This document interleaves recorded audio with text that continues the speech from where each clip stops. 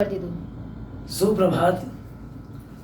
मैं डॉक्टर अर्जुन के Tadvi, arts college Patan, Hindi विभाग की ओर से आप सभी मित्रों का हार्दिक अभिवादन। मित्रों, वैश्विक कोरोना की महामारी की वजह से बहरहाल स्थिति बहुत खराब है। कोरोना के चलते सामाजिक जीवन और शैक्षिक जीवन में बहुत सारी समस्याएं खड़ी हो गई है। उन समस्याओं को कैसे निपटें, कैसे दूर करें, इसके लिए यूजीसी और हमारी सरकार ने एक नया कदम उठाया है कि शैक्षिक कार्य वर्गखंड में होने के बजाय ऑनलाइन के जरिए यानी तारस्थ के जरिए शिक्षा छात्रों को प्रदान की जाए। तो सरकार, विश्वविद्यालय और कॉलेजों ने इस अधिनियम को स्वीकृत करते हुए आज हम इस स्थिति में हैं कि चलभास के जरिए आपको शिक्षा प्रदान करने का हमने बीड़ा उठाया है। मित्रों, आप लोगों के लिए ऑनलाइन शिक्षा नई लगती होगी, किंतु नया कुछ भी नहीं है, एक नया अनुभव है। अनुभव जीवन में सबसे बड़ी पाठशाला है जो कहीं पर भी सीखने को नहीं मिलता है। समय के चलते परिस्थितियाँ हमें सब कुछ सिखा देती है। जब हमारे सामने कोई भी चैलेंज हो, चुनौती हो, तो उसका हम मुकाबला कैसे करें। अगर आप में मुकाबला करने का जज्बा है तो हम कुछ भी हासिल कर सकते हैं। तो मित्रों, ये हमारी वर्तमान स्थिति के बारे में आपको अवगत किया। अब मैं आपको सेमेस्टर 6 माही 3 के अंतर्गत पाठ्यक्रम में क्या पढ़ना है उसके बारे में सरसरी तौर पर चर्चा करूंगा। आप बिल्कुल बारीकी से ध्यान दें, बारीकी से चीज़ों को समझें, ताकि अभ्यास के पूर्व पाठ्यक्रम को जानना अति आवश्यक है। अगर आपको पाठ्यक्रम के बारे में पता नहीं है तो आप कैसे पढ़ेंगे, कैसे पढ़ पाएंगे। इसलिए अनिवार्य हो जाता है पाठ्यक्रम के बारे में। तो मित्रों, सेमेस्टर 3 में हिंदी विषय में 3 पर्चे आपको पढ़ने हैं। 3 पर्चे कौन कौन से हैं? आइए मैं 3 पर्चों के बारे में क्रमशः आपके सामने रखता हूँ। तो सेमेस्टर 3 में सीसी यानी कोर कंपलसरी मुख्य विषय वालों के छात्रों के लिए सीसी 303, सीसी 304, सीसी 305, यूं 303, 304, 305 कुल मिलाकर मुख्य विषय के छात्रों के लिए 3 पर्चे पढ़ने हैं। इसी सिलसिले में सी के छात्रों के लिए 2 पर्चे हैं। सी कोरिलेटिव यानी सहायक प्रश्न पत्र, सी 303 और 304। ये 2 पर्चे सी के छात्रों के लिए हैं। तो मित्रों, आपके सामने मैंने मुख्य विषय के छात्रों के लिए और सहायक प्रश्न पत्र के छात्रों के लिए पर्चे रखे हैं। अब मैं इन पर्चों के प्रारूप के बारे में चर्चा करता हूँ। तो मित्रों, 303, 304 और 305 में कौन कौन सी पुस्तकें आपको पढ़ना है, तो पाठ्यक्रम में कौन कौन सी चीज़ें रखी गई है, उसकी चर्चा मैं क्रमशः करने जा रहा हूँ। आप ध्यान से सुने। आपके पास नोट हो तो नोट करें। तो सीसी 303 के अंतर्गत 7 श्रेष्ठ एकांकी गया प्रसाद पांडे की संपादित पुस्तक है। 7 श्रेष्ठ एकांकी में कुल मिलाकर 7 एकांकी है। तो कौन कौन सी एकांकी है, आइए मैं क्रमशः उन एकांकियों के बारे में बताता हूँ। तो इकाई 1 के अंदर स्ट्राइक दीपदान एकांकी है, और इकाई 2 में पर्दे के पीछे और सुखी डाली है। इकाई 3 के अंतर्गत पर्दे के पीछे और भोर का तारा है, और इकाई 4 के अंतर्गत माँ, काल पुरुष और अजंता की नर्तकी हैं। यूँ कुल मिलाकर 7 एकांकी है। तो मित्रों, 7 एकांकियों में से आपको पाठ्यक्रम में 6 एकांकी पढ़ना है। मैंने क्रमशः 7 एकांकी आपको बताई है, लेकिन 7 एकांकी में से 6 एकांकी पाठ्यक्रम में है। तो 1 एकांकी जो है वह कौन सी एकांकी है जो पाठ्यक्रम में नहीं है, उसे हमें पढ़ना नहीं है। तो सबसे पहली एकांकी है स्ट्राइक। तो स्ट्राइक एकांकी को छोड़कर आप बाकी एकांकियों को पढ़ें। स्ट्राइक एकांकी आपको पढ़ना नहीं है। तो मित्रों, मुख्य विषय के छात्रों के लिए और सहायक प्रश्न पत्र के छात्रों के लिए, यानी सीसी 303, सी 303 के छात्रों के लिए 7 श्रेष्ठ एकांकी गया प्रसाद पांडे रचित संपादित एकांकियों को पढ़ना है। तो शायद 303 के पर्चे का प्रारूप आपको समझ में आ गया होगा। अब मैं 304 पर्चे के बारे में बात करता हूँ।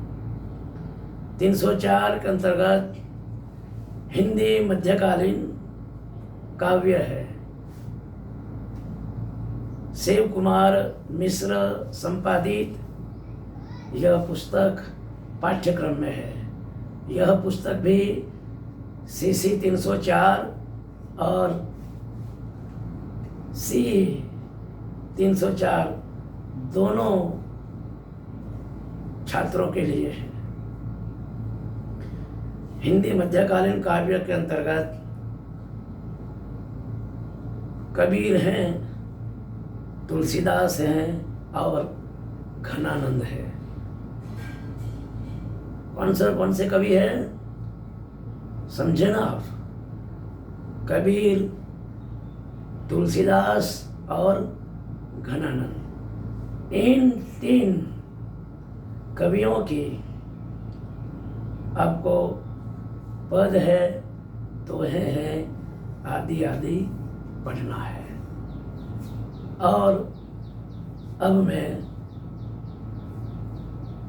पर्चा नंबर CC 305 के बारे में बात करता हूँ। तो CC 305 जो पर्चा है, ये पर्चा मुख्य छात्र पढ़ेंगे। 303, 304, 305 ये 3 पर्चे मुख्य हिंदी विषय के छात्रों के लिए हैं। तो मित्रों, ये मैंने 3 पर्चों के बारे में सरसरी के तौर पर, सतही तौर पर सिर्फ मैंने माहिती दी है, इन्फॉर्मेशन दी है। 304 और 305 ये 2 पर्चे के बारे में प्राध्यापक A.K. जोशी साहब और प्राध्यापिका भावना बहन पटेल आपको बताने वाले हैं। मैं आपको CC 304 पर्चा पढ़ाने वाला हूँ। तो 304 में 7 श्रेष्ठ एकांकी आगे मैंने बताया। ये पाठ्य पुस्तक की एकांकियाँ मैं पढ़ाने वाला हूँ, अध्यापन कार्य करने वाला हूँ। तो मित्रों, इकाई 1 से लेकर 4 इकाई आपको क्रमशः पूरे 6 माही पढ़ना है। और यह आपके सामने मैंने प्रारूप रखा है प्रश्न पत्र का। अब प्रश्न पत्र का प्रारूप के बारे में आप जानते ही हैं, क्योंकि इतने सेमेस्टर 6 माही पार करके आए हैं, तो आपको पता ही है। फिर भी गत साल से हमारे प्रश्न पत्र में कुछ परिवर्तन आया है, इसलिए थोड़ी चर्चा करना मैं आवश्यक समझता हूँ। अब से पहले 5 प्रश्न हुआ करते थे। गत साल से 2019 से प्रश्न पत्र में आमूल परिवर्तन आया है, यानी कि 5 प्रश्न पत्र के 5 प्रश्नों के बजाय 4 प्रश्न रखे हैं। तो इकाई 4 जो है, इसमें इकाई 1 में संदर्भ का प्रश्न होगा, रेफरेंस। जितनी एकांकियां हैं, कितनी एकांकी है? 6 एकांकी है। तो 6 एकांकी में से पहला प्रश्न संदर्भ का बनेगा। वह प्रश्न 18 मार्क्स का होगा। 1 के अथवा में 1 संदर्भ होंगे। और इकाई 2 में से जनरल प्रश्न होगा, सामान्य प्रश्न होगा। 1 के अथवा में 1 प्रश्न होगा। ये प्रश्न 17 मार्क्स के प्रश्न होंगे। अब इकाई 3 में भी 2 एकांकी है। 2 एकांकी में से 1 के अथवा में 1 एकांकी में से 1 प्रश्न पूछेंगे। 1 के अथवा में 1, तो 2 में से कोई 1 प्रश्न आपको लिखना है। उसी तरह इकाई 4 में भी 2 एकांकी है। इसी तरह 1, 2, 3, 4 इकाइयों में से 2, 3 और 4 इकाइयों में जनरल प्रश्न होंगे, सामान्य प्रश्न होगा। तो क्रमशः प्रश्न इस तरह बनते हैं आपके।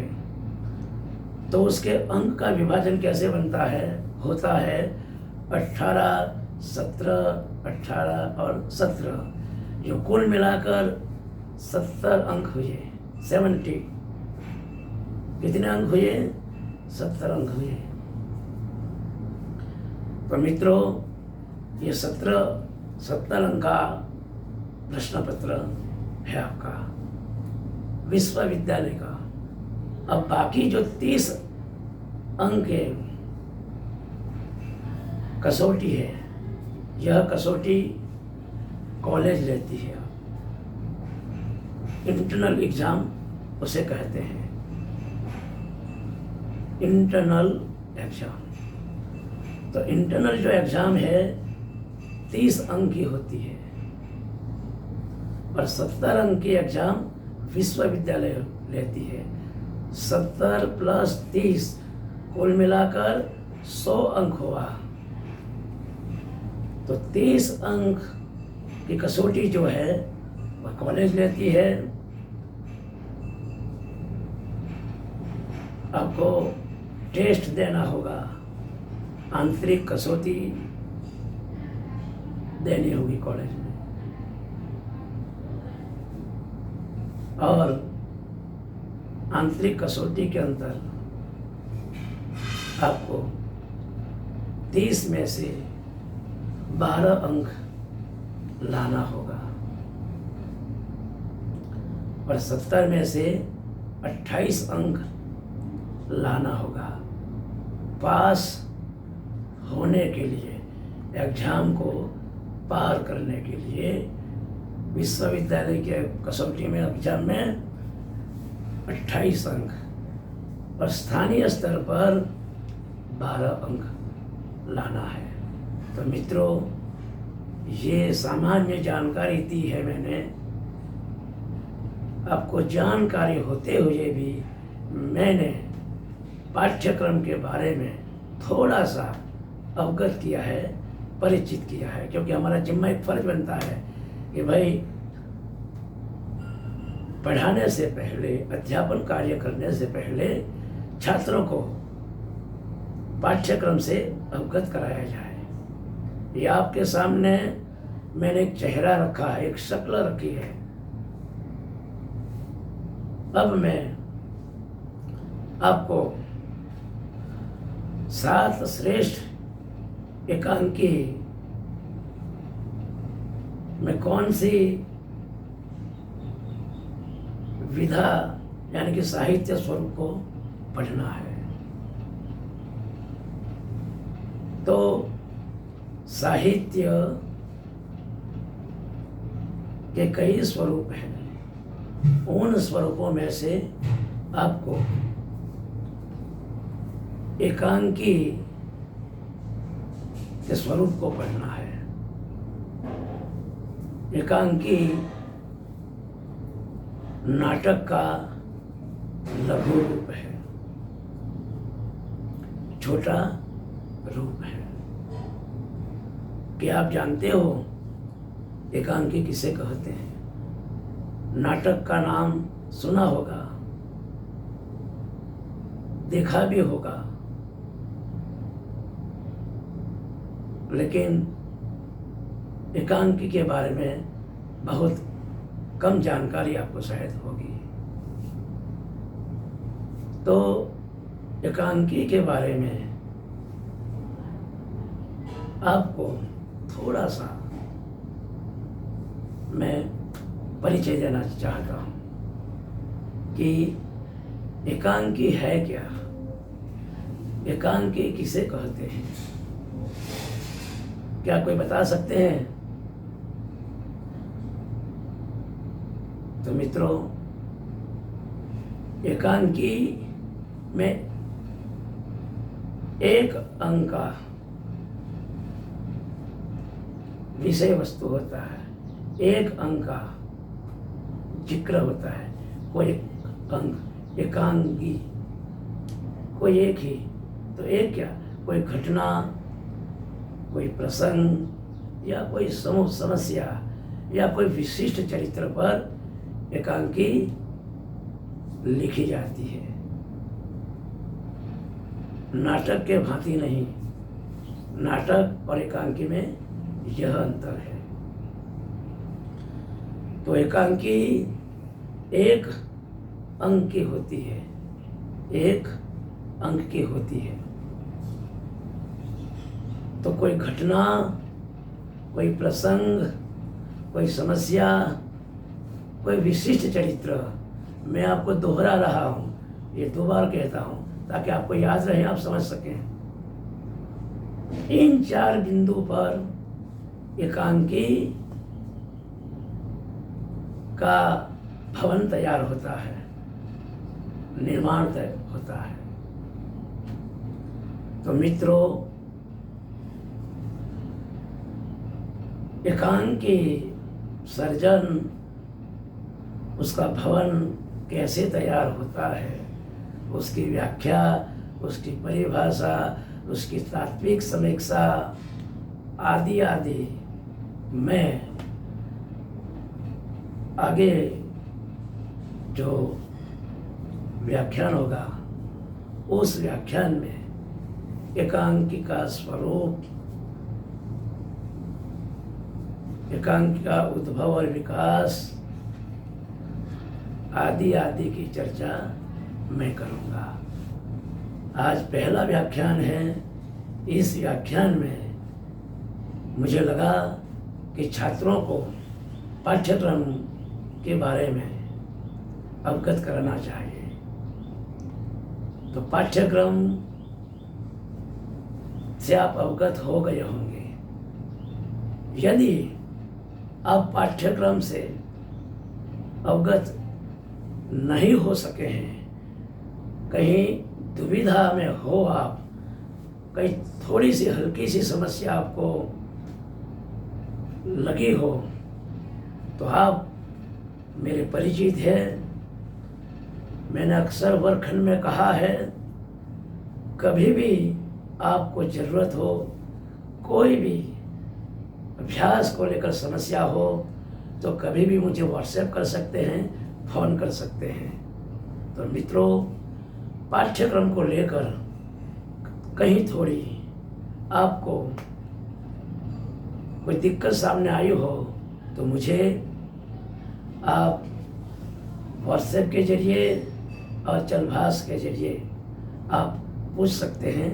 आपकी समस्या का समाधान लाने का मैं प्रयास करूंगा। आप चिंता ना करें, मैं आपके सम्मुख हूँ, मैं आपका हूँ। आपको चाहे जो भी समस्या हो, हर समस्या का, यानी कि पाठ्यक्रम की समस्या, अध्यापन की समस्या दूर करूँगा। तो आज पहला व्याख्यान मैं यहाँ समाप्त करता हूँ और अगला व्याख्यान मैं एकांकी के स्वरूप को लेकर आऊँगा। तब तक आप इस पाठ्यक्रम के बारे में थोड़ा चिंतन करते रहिए। ओके।